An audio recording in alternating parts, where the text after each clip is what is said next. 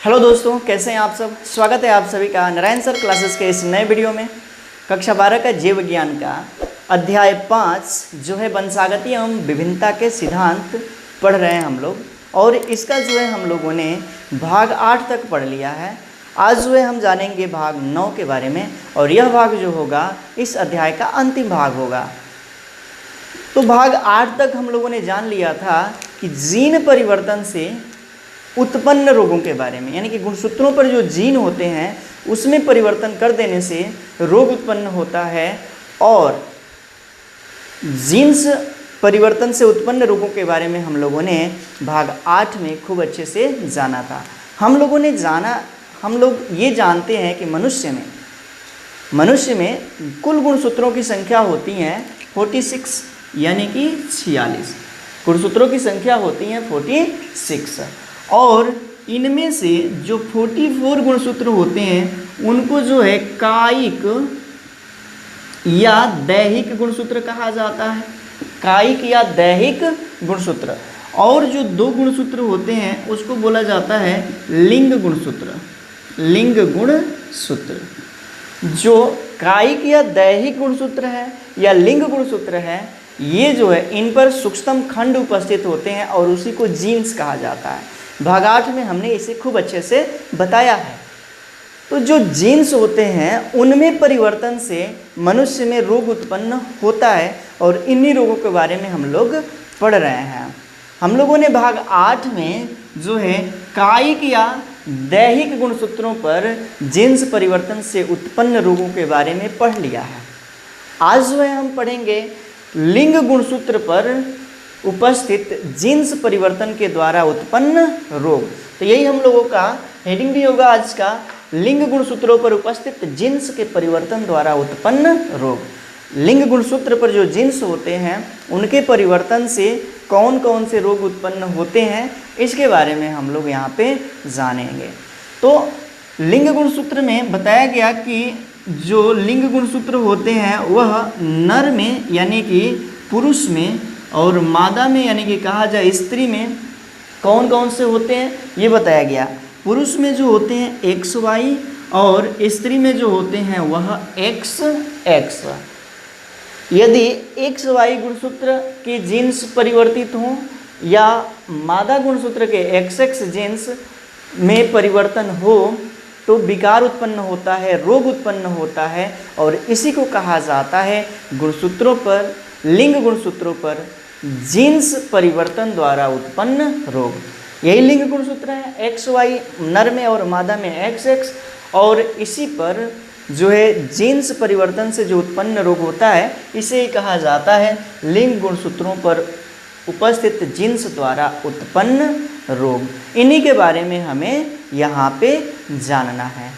तो सबसे पहले बात हम ये जानते हैं, लिंग गुणसूत्र पर जो जीन्स उपस्थित होते हैं, लिंग गुणसूत्र पर उपस्थित जीन्स को बोला जाता है लिंग संलग्न जीन। इन पर जो उपस्थित जीन्स होते हैं इनको बोला जाता है लिंग संलग्न जीन। लिंग संलग्न जीन। और लिंग संलग्न जीन्स जो है लक्षण उत्पन्न करते हैं, और इन जीन्स के द्वारा यानी कि लिंग संलग्न जीन्स के द्वारा उत्पन्न लक्षण को कहा जाता है लिंग संलग्न लक्षण। इनके द्वारा उत्पन्न लक्षण को कहा जाता है क्या, तो लिंग संलग्न लक्षण। संलग्न लक्षण यानी कि जो लिंग गुणसूत्र पर जीन्स उपस्थित होते हैं उसको लिंग संलग्न जीन कहा जाता है, और इसके द्वारा उत्पन्न लक्षण को बोला जाता है लिंग संलग्न लक्षण। क्या कहते हैं, तो लिंग संलग्न लक्षण। और इन लक्षणों की वंशागति को, इनके लक्षणों की वंशागति को कहा जाता है लिंग संलग्न वंशागति।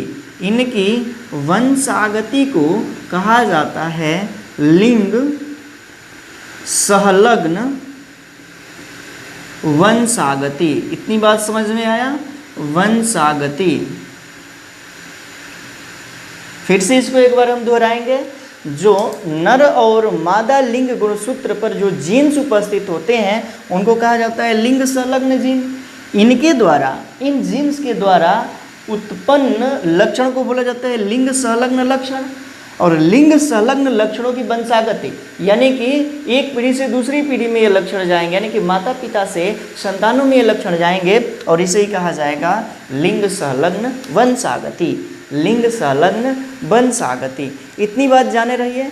और इन्हीं जो लिंग संलग्न जीन है, इन्हीं के परिवर्तन से, इन्हीं के क्या परिवर्तन से उत्पन्न रोग होता है, जिसे कहा जाता है लिंग गुणसूत्रों पर उपस्थित जीन्स के परिवर्तन द्वारा उत्पन्न रोग। इतनी बातें जो है आप याद किए रहिए। अब जो है हम आगे बढ़ेंगे।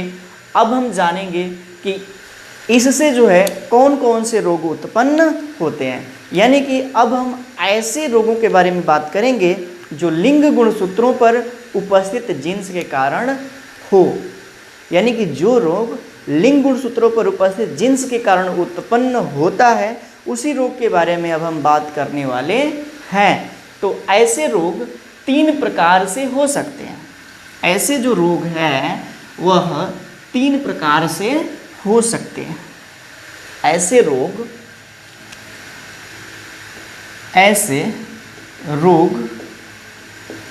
3 प्रकार से हो सकते हैं, यानी कि 3 प्रकार के होते हैं। कौन कौन से, तो इसको जाने रहिए। सबसे पहली बात, पहले को बोला जाएगा एक्स संलग्न रोग। एक्स संलग्न रोग, एक्स संलग्न रोग का क्या मतलब कि वह रोग जो कि एक्स गुणसूत्र पर उपस्थित जीन्स परिवर्तन द्वारा हो। एक्स गुणसूत्र पर उपस्थित जीन्स परिवर्तन द्वारा जो रोग हो उसे ही कहेंगे एक्स संलग्न रोग। इसके उदाहरण कौन कौन से हैं, इसके एग्जाम्पल कौन कौन से हैं, तो हीमोफीलिया, हीमोफीलिया, और उसके बाद से वर्णांधता, वर्णांधता। ये जो 2 रोग हैं, ये कैसे रोग हैं, एक्स संलग्न रोग है, यानी कि एक्स गुणसूत्र के जीन्स पर परिवर्तन से ये रोग उत्पन्न होते हैं। एक्स गुणसूत्र का अभी हमने बताया कि जो नर है और जो मादा है, तो नर और नर में जो है गुणसूत्र होते हैं कौन कौन से, तो एक्स वाई, और मादा में जो होते हैं वह कौन, तो एक्स एक्स। तो चाहे नर के एक्स गुणसूत्र पर हो या मादा के एक्स गुणसूत्र पर रोग उत्पन्न हो, जीन्स उत्पन्न हो, किसके, इस रोग के, हीमोफीलिया या वर्णांधता के, तो उसे कहा जाएगा एक्स संलग्न रोग। उसे ही कहा जाएगा क्या, एक्स संलग्न रोग। जैसे हीमोफीलिया का रोग है क्या, तो इसमें जो है कहीं से भी कट जाए, जिस व्यक्ति को यह रोग हुआ रहता है, जिस पुरुष या महिला को यह रोग हुआ रहता है, कहीं से भी शरीर में कट जाए ब्लीडिंग चालू ही रहता है, यानी कि नॉन स्टॉपिंग ब्लीडिंग होता है, नॉन स्टॉप ब्लीडिंग। रक्त का क्लोटिंग नहीं बनता है, यानी कि थक्का नहीं बनता है, जिस कारण कि शरीर का सारा रक्त बाहर निकल जाता है और उस व्यक्ति की मृत्यु हो जाती है। ये हीमोफीलिया का रोगी है। महारानी विक्टोरिया को यह जो रोग हुआ था, यानी कि महारानी विक्टोरिया इस रोग की वाहक थी, जिसके कारण कि उनके पूरे खानदान में, लगभग में बहुत से उनके खानदान में लोगों को ये रोग हो गया था। महारानी विक्टोरिया को पूछता है कि किस रानी को जो है हीमोफीलिया रोग हुआ था। वर्णांधता, इसको इंग्लिश में बोला जाता है कलर ब्लाइंडनेस। इसमें क्या होता है कि जिसको ये रोग हुआ रहता है, रोगी जो है लाल और हरे रंग का पहचान नहीं कर पाता है। इसके बारे में हम आगे बात करेंगे। ये कैसे रोग हैं, तो ये जो है सभी अप्रभावी रूप से रोग हैं, यानी कि अप्रभावी लक्षण वाले रोग हैं। आगे हम इसका बात करेंगे। अप्रभावी रूप से इनकी वंशागति होती है और यही आपके सिलेबस में और इसी को पढ़ना है। आगे जो हम बताएंगे केवल हम नाम बताएंगे, उनके बारे में हमें नहीं पढ़ना। आपके सिलेबस में हीमोफीलिया और वर्णांधता के बारे में पढ़ना है, तो इसी को हम यहाँ पे जानेंगे। आइए जान लेते हैं दूसरा क्या है। दूसरा जो है वाई संलग्न रोग है। वाई संलग्न रोग क्या, तो वाई गुणसूत्र के जीन्स पर, वाई गुणसूत्र के जीन्स इस रोग के वाहक होते हैं। यानी कि वाई गुणसूत्र के जिन्स में परिवर्तन से जो होता है ये रोग उत्पन्न होता है। इस रोग के बारे में हमें नहीं पढ़ना है, इन रोगों के बारे में, क्योंकि हम लोगों के सिलेबस में केवल एक्स संलग्न रोगों के ही बारे में दिया हुआ है, वाई संलग्न और एक्स वाई संलग्न के बारे में नहीं दिया है। तीसरा जो है क्या, तो एक्स वाई संलग्न रोग, संलग्न रोग यानी कि दोनों पर जब उपस्थित हो, दोनों के जिन्स पर परिवर्तन हो, तो ऐसे रोगों की वंशागति को कहा जाता है वाई संलग्न रोग। क्या कहा जाता है, तो वाई संलग्न रोग। तो हमें इन दो रोगों के बारे में नहीं पढ़ना है, पढ़ना है किसके बारे में, तो एक्स संलग्न रोग के बारे में। एक्स संलग्न रोग का उदाहरण है क्या, हीमोफीलिया और बर्णांधता, इन्हीं रोगों के बारे में हमें पढ़ना है। तो एक एक करके हम यहाँ पर पढ़ना शुरू करेंगे। बात यहाँ तक समझ में आ रही है तो आप कमेंट करिए कि यस बात समझ में आ रही है और पढ़ाई अच्छा लग रहा है। आप लोगों का कमेंट आता है, हमें बहुत ही अच्छा लगता है, मोटिवेशन मिलता है और हम डबल एनर्जी के साथ आपके लिए ऐसे ही वीडियो लेकर के आते हैं। तो पूरा एनसीईआरटी का सिलेबस हम जो है अपने इस चैनल के माध्यम से प्रोवाइड कराएंगे। उसी क्रम में हम आगे बढ़ रहे हैं और 5 अध्याय की समाप्ति पर हैं। आगे जो है ऐसे ही हम वीडियो लेकर के आते रहेंगे। आप कमेंट्स करते रहिए, वीडियो को लाइक शेयर करते रहिए और अभी तक आपने हमारे चैनल को सब्सक्राइब नहीं किया है तो इसे सब्सक्राइब कर लीजिए, क्योंकि हम यहाँ पर बायोलॉजी को आपके लिए आसान कर देंगे और एक भी डाउट आपके पास रहने नहीं देंगे। जो डाउट होगा उसको आप कमेंट्स में पूछिए, हम वहाँ पे ज़रूर रिप्लाई करेंगे। आइए आगे बढ़ते हैं और जानते हैं एक्स संलग्न रोगों के बारे में। एक्स संलग्न रोगों के बारे में इसमें कहा गया एक्स संलग्न रोग कैसे होते हैं, किस प्रकार के, कौन कौन से होते हैं, तो हीमोफीलिया और बर्णांधता, इन्हीं दो रोगों के बारे में पढ़ना है। तो सबसे पहले हम पहला रोग पढ़ेंगे, कौन सा, तो हीमोफीलिया। हीमोफीलिया, हीमोफीलिया इंग्लिश में भी इसका यही नाम है, हीमोफीलिया। चलिए, ये कैसा रोग है, तो यह जो है एक्स संलग्न रोग है। क्या है, तो एक्स संलग्न रोग है, यानी कि इसके एक्स गुणसूत्र पर जो है इस रोग के जीन्स उपस्थित होते हैं, इसलिए इसे एक्स एच कहा जाता है। क्या, तो एक्स एच, एक्स गुणसूत्र पर इसके जीन्स उपस्थित होते हैं, इसलिए इसे एक्स एच कहा जाता है। इतनी बात आई समझ में। अब ये कैसे होते हैं, तो अप्रभावी रूप से वंशागति होती है इनकी, अप्रभावी रूप से वंशागति। अब जानिए अप्रभावी रूप से वंशागति है क्या, हमने भाग 8 में बताया हुआ है। अप्रभावी रूप से यानी कि यदि जिसके पास दोनों जीन उपस्थित हों, स्त्री के पास ये दोनों गुणसूत्र उपस्थित होंगे, एक्स गुणसूत्र, तो किसी एक पर इसके जीन रहेगा उपस्थित, तो उसमें यह रोग नहीं लक्षित होगा, यानी कि वह रोगी नहीं होगा। लेकिन दोनों गुणसूत्रों पर जो है इसके जीन्स उपस्थित हो, दोनों एक्स गुणसूत्रों पर, तब जो है ऐसी स्त्री जो है रोगी होगी। किसी एक पर रहेगा तो ऐसा नहीं होगा। तो ये बात यहाँ पे जाने रहिए। अब नर की बात करते हैं। स्त्री का तो दोनों गुणसूत्र पर रहेगा तभी ये रोग होगा। अब नर की बात कर लेते हैं, आइए यहाँ पे जानते हैं।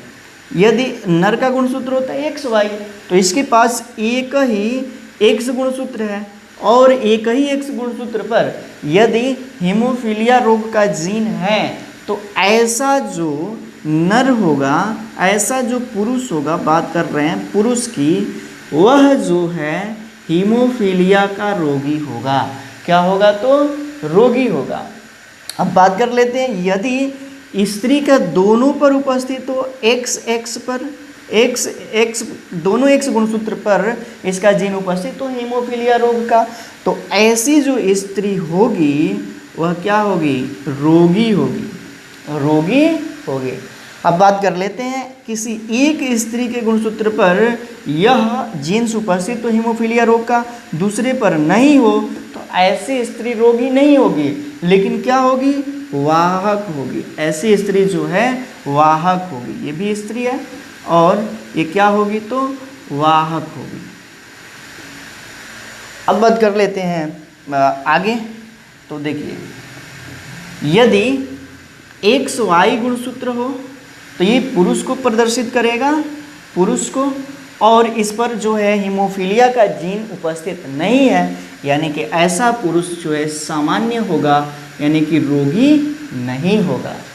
उसके बाद से यदि XX गुणसूत्र हो, इस पर जो हीमोफीलिया का जीन उपस्थित नहीं हो, तो ऐसी स्त्री जो होगी क्या होगी, सामान्य होगी।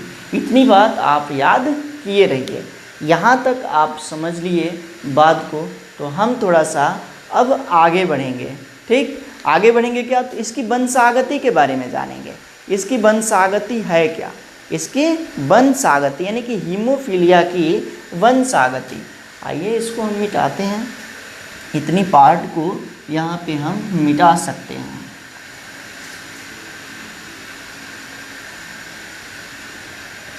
हीमोफीलिया की वंशागति। हीमोफीलिया की वंशागति, वंशागति जान लेते हैं वंशागति के बारे में। तो यहाँ पे देखिए, यदि पुरुष हीमोफीलिया का रोगी हो, एक ऐसा पुरुष हो जो क्या हो, हीमोफीलिया का रोगी हो, हीमोफीलिया का रोगी हो, ऐसा पुरुष हो जो हीमोफिलिक हो, हीमोफिलिक, और इसका विवाह जो है एक वाहक स्त्री से होता है। किससे, स्त्री कैसी होगी तो वाहक, वाहक, ऐसा पुरुष हो जो कि हीमोफिलिक रोगी हो। अब इसका गुणसूत्र कैसा होगा, हीमोफिलिक रोगी, यानी कि इसके X गुणसूत्र पर क्या होगा, हीमोफीलिया का जीन उपस्थित होगा, क्योंकि X संलग्न रोग है ये हीमोफीलिया, बार बार बताया जा रहा है ये। उसके बाद से ऐसी स्त्री जो वाहक होगी, यानी कि इसके एक X गुणसूत्र पर जीन उपस्थित होगा, दूसरे पर नहीं होगा, किसका, हीमोफीलिया रोग का, यानी कि XHX, ये इसका जो है क्या होगा, क्रम होगा।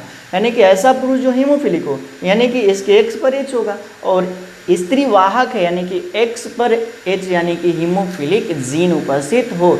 यहाँ तक बात आई समझ में। तब हम आगे बढ़ेंगे। ये जो है आपके जनक है, ये क्या है तो जनक है, जनक, जनक।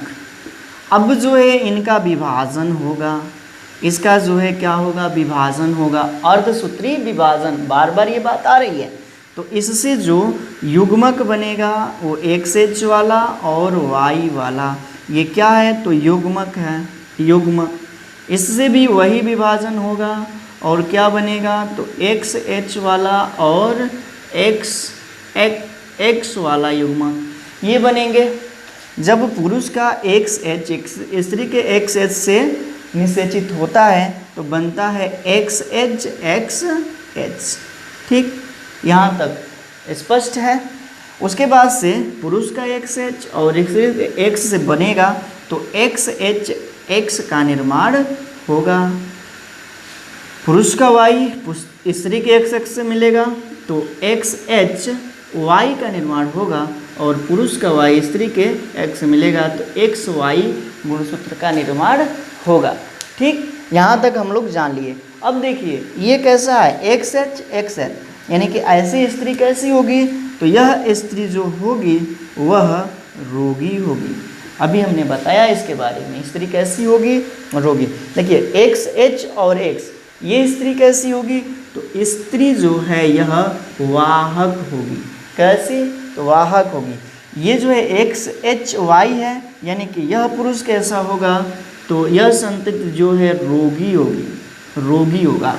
यह पुरुष जो है क्या होगा तो रोगी होगा। उसके बाद से यह पुरुष जो है रोगी होगा। फिर हम आगे जानते हैं कि XY, यह जो है पुरुष होगा कैसा तो सामान्य होगा। यह पुरुष जो है सामान्य होगा। तो यहाँ पर देखिए क्या है तो दो जो है, एक स्त्री रोगी और दूसरी जो है वाहक, और एक पुरुष रोगी और दूसरा पुरुष जो है सामान्य। ऐसे ही क्वेश्चन पूछते हैं, आपकी किताब में भी इसी तरह का क्वेश्चन होगा। यदि पुरुष जो है क्या हो तो हीमोफिलिक हो और स्त्री भी क्या हो तो वाहक हो। अभी हमने बताया पुरुष जो है हीमोफिलिक है और स्त्री क्या है वाहक है, तो उसकी जो वंशागति होगी वो इस तरह की होगी। आने वाली पीढ़ी में जो है ऐसे उनमें रोग उत्पन्न होंगे। और ऐसा ही किताब में क्वेश्चन दिया होगा, उन क्वेश्चनों को आप लगाइएगा और आप अवश्य ही उसे हल कर पाएंगे। रही बात की नीट परीक्षाओं में तो इसी तरह के क्वेश्चन पूछते हैं कि यदि पुरुष जो है सामान्य हो, स्त्री जो है रोगी हो तो क्या होगा, उनकी संतति में किस तरह का जीन होगा, कौन सा रोगी होगा, कौन सा रोगी नहीं होगा। ये बातें जो है आप जाने रहिए और इसको जो है किताब से करने का प्रयास कीजिए इनके क्वेश्चनों का। तो एक जो है रोग हमने कंप्लीट कर लिया, क्या तो हीमोफीलिया।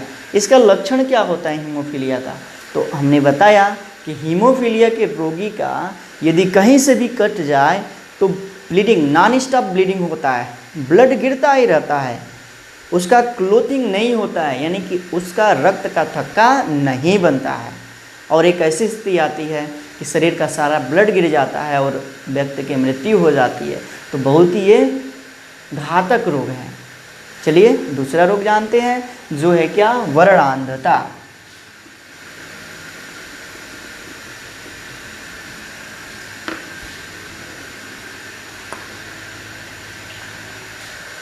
वर्णांधता दूसरा, वर्णांधता इसको बोला जाता है इंग्लिश में कलर ब्लाइंडनेस। कलर ब्लाइंडनेस इसका लक्षण है क्या, तो जिसको ये रोग हुआ रहता है, रोगी जो है लाल और हरे रंग का पहचान नहीं कर पाता, लाल और हरे रंग में भेद नहीं कर पाता, पहचान नहीं, लाल और हरे रंग में भेद नहीं कर पाता। मान लीजिए कि यह जो है एक लाल रंग की पट्टी है, क्या है तो लाल रंग की पट्टी है, और इसमें जो है हरे रंग से कोई अक्षर लिखा गया है, बी ही लिखा गया है, हरे रंग क्या लिखा गया है, बी। यदि जिसको ये रोग हुआ रहता है उससे दिखाया जाएगा कि बताइए इसमें कौन सा अक्षर दिख रहा है, तो वो नहीं पहचान पाएगा।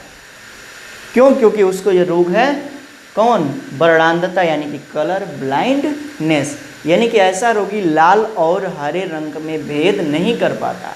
इसलिए जो है ऐसा रोगी जो है सेना में भर्ती नहीं हो पाता है, क्योंकि वहाँ पे जो है वर्दी आदि जो है कलर ही होते हैं और उसको ये नहीं पहचान पाता। ऐसा रोगी जो है रेलवे में नहीं रह सकता है, क्योंकि वहाँ पे लाल और हरे का ही पहचान है, ठीक, यानी कि गाड़ी को भेजना है, लाना है तो लाल और हरी झंडी का ही प्रयोग होता है। ऐसा रोगी जो है ड्राइवर नहीं हो सकता है। क्या मतलब कि यदि रेड है और वो समझ ही नहीं पाया कि रेड जो बत्ती जली हुई है, और वह नो एंट्री में भी एंट्री कर देगा, यानी कि ऐसा व्यक्ति जो है ड्राइवर नहीं हो सकता है, ऐसा व्यक्ति जो है सेना में नहीं जा सकता है, ऐसा रोगी जो है रेलवे में नहीं जा सकता है। इतनी बात आई समझ में। तो अब जो है हम इसकी वंशागति के बारे में जानेंगे कि यह रोग किस तरह से होता है। तो सबसे पहली बात कि यह रोग जो है ये भी एक्स सहलग्न है, एक्स सहलग्न रोग है। मतलब क्या कि एक्स पर ही इसके जीन उपस्थित होते हैं, इस रोग के जीन उपस्थित होते हैं। दूसरी बात कि एक्स संलग्न रोग है, लेकिन यह अप्रभावी रूप से वंशागति होती है, इसकी अप्रभावी रूप से वंशागति, अप्रभावी रूप से वंशागति। ध्यान से बातों को समझिए, अप्रभावी रूप से वंशागति मतलब क्या कि यदि स्त्री का गुणसूत्र है XX और किसी एक गुणसूत्र पर जो है इसका जीन उपस्थित है, दूसरे पर नहीं है, तो उसमें ऐसी स्त्री रोगी नहीं होगी, दोनों पर यह जीन उपस्थित होना चाहिए। तो आइए जान लेते हैं कि कौन सा पुरुष रोगी होगा, कौन सा स्त्री रोगी होगी, कौन सा वाहक और कौन सा सामान्य, इसके बारे में जान लेते हैं। देखिए, तो यदि स्त्री के गुणसूत्र पर, दोनों गुणसूत्रों पर यह जीन उपस्थित हो, वर्णांधता का जीन उपस्थित हो, तो ऐसी जो स्त्री होगी वह रोगी होगी। क्या होगी? तो रोगी होगी। उसके बाद से यदि किसी एक पर उपस्थित हो, दूसरे पर नहीं हो, तो ऐसी स्त्री जो होगी वाहक होगी, रोगी नहीं होगी। इसका मतलब है कि लक्षण को एक पीढ़ी से दूसरी पीढ़ी में ले जाने का कार्य करेगी, रोगी नहीं होगी। दूसरी बात, यदि पुरुष के X गुणसूत्र पर इस रोग के जीन्स उपस्थित हो, तो ऐसा जो पुरुष होगा वो क्या होगा? रोगी होगा, क्योंकि इसके पास एक ही X गुणसूत्र है और यही पूर्ण रूप से प्रभावी है, यानी कि इसी पर पूर्ण रूप से यह जीन्स उपस्थित है इस रोग का, यानी कि ऐसा पुरुष क्या होगा? रोगी होगा। यदि पुरुष का किसी भी X गुणसूत्र पर क्या हो, ये जीन उपस्थित नहीं हो, तो पुरुष जो होगा वह सामान्य होगा, यानी कि रोगी नहीं होगा। यदि स्त्री के किसी भी गुणसूत्र पर इसका जीन उपस्थित नहीं हो, तो ऐसी स्त्री भी क्या होगी? तो सामान्य होगी। इतनी बात आई समझ में? ऐसी स्त्री क्या होगी? तो सामान्य होगी। अब इसकी हम वंशागति की बात करेंगे, वर्णांधता की वंशागति। चलिए, वर्णांधता की वंशागति क्या होगी? वंशागति। आइए जान लेते हैं वंशागति के बारे में। तो देखिए, यदि पुरुष वर्णांध है, क्या? तो पुरुष वर्णांध है, पुरुष वर्णांध है, यानी कि वर्णांधता का रोगी है, और इसका विवाह जो है वाहक स्त्री से होता है, वाहक स्त्री से होता है। पुरुष वर्णांध है और इसका विवाह वाहक स्त्री से होता है। तो देखिए, पुरुष वर्णांध होगा, यानी कि इसके X गुणसूत्र पर जो है क्या उपस्थित होगा? इस रोग का जीन उपस्थित होगा, और स्त्री जो है वाहक है, यानी कि इसके जो है एक X गुणसूत्र पर जीन उपस्थित होगा, दूसरे पर नहीं। यही होगा ना वाहक के लिए, और पुरुष रोगी के लिए बात यही है ना। यदि पुरुष वर्णांध हो और स्त्री वाहक हो, तो उसकी संतति में किस तरह से यह रोग जाएगा ये जान लेते हैं। देखिए, तो इससे जो है युग्मक बनेगा XC और Y, और इससे भी युग्मक बनेगा XC और X, XC और X। इसका X गुणसूत्र इसके XC से जो है संयोजित होगा, तो XC XC का निर्माण होगा। उसके बाद से इसका X गुणसूत्र इसके X से होगा, तो XC X का निर्माण होगा। उसके बाद से पुरुष का Y स्त्री के XC से जुड़ेगा, तो XC Y का गुणसूत्र का निर्माण होगा, और उसके बाद से पुरुष का Y स्त्री के X से जुड़ेगा, तो XY का निर्माण होगा। इस स्थिति में क्या होगा? तो ये स्त्री जो होगी वो रोगी होगी, ये जो पुरुष स्त्री होगी वो वाहक होगी। कैसी स्त्री होगी? तो वाहक।